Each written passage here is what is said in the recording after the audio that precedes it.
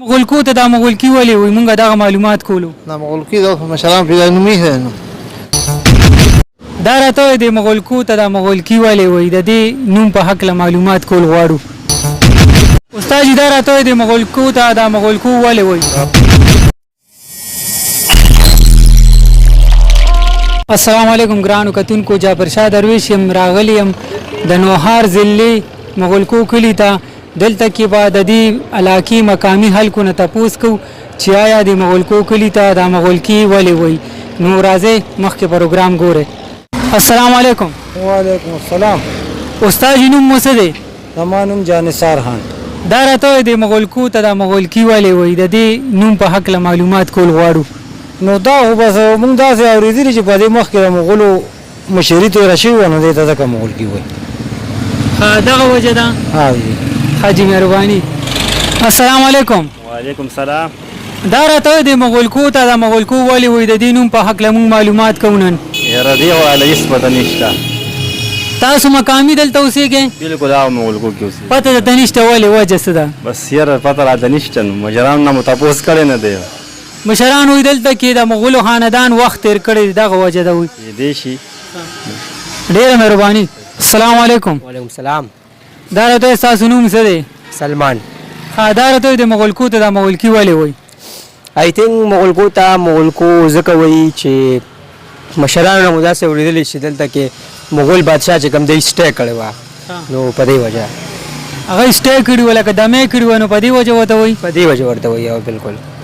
ٹھیک شو جی مهرباني السلام علیکم وعلیکم السلام ورحمت الله وبرکاته بابا څنګه ژوند دی ښه روان دی الحمدلله دا راته وایي نامه مو څه ده مثل خان د مغولکو ته دا مغولکي ولې وایي مونږ دغه معلومات کولو دا مغولکي د مشران پیدا نومي دی نو وجه څه کیدی شي بس نه پیچې دا څه وجه خو مشران پیدا نومي دی دلته ملګرو وایي چې دلته مغولو خاندان هغوی خپل وخت تېر کړی دغه وجه کیدی شي نه نه دا خبره نه ده دا مشران خپل نومي دی ګورې چې کوم ټایم کې اورې صحیح شو جی مهرباني السلام علیکم وعلیکم السلام مرګري نوم دې څه دی محمد سلمان دا راته وایي دا مغولکو کلي ته دا مغولکي ولې وایي څه یاره پته راته نشته خاص تاسو چا نه څه اورېدلي نه مشرانو نه چې یاره څه وجه ده نه جی مونږ یې تپوسونه نه کړي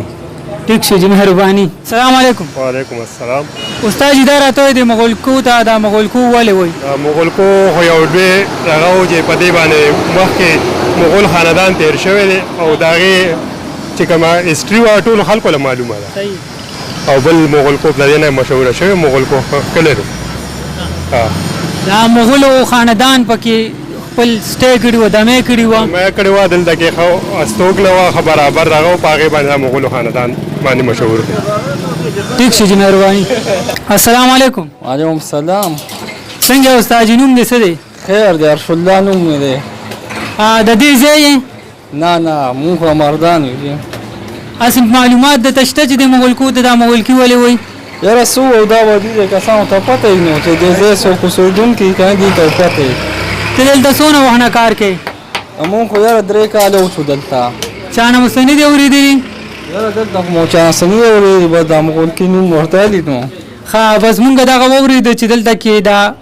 مغولو خاندان استوګنه کړي وه نو خلک وایي چې دغه وجه ده نو تاسو څه وایئ چې دا به صحیح وي دغه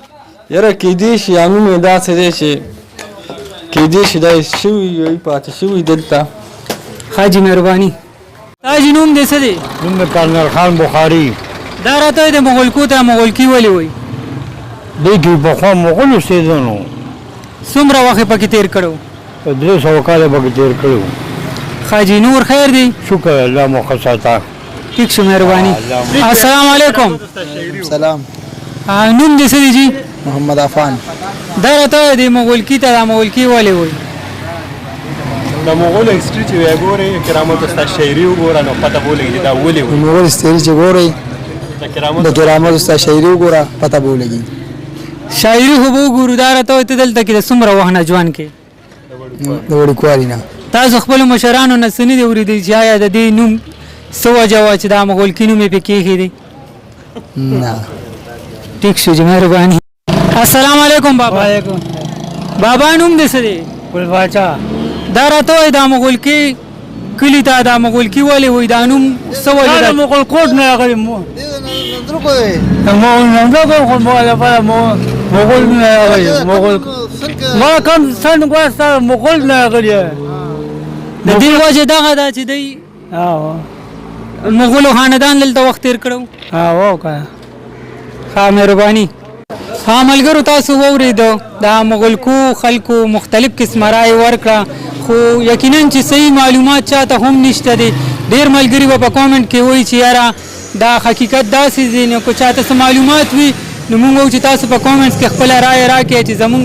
کتونکي خبر شي په دې سره زه جعفر شاه درویش تاسو نه اجازت غواړم ښاد او آباد بریالي اوسئ د لوی الله په امان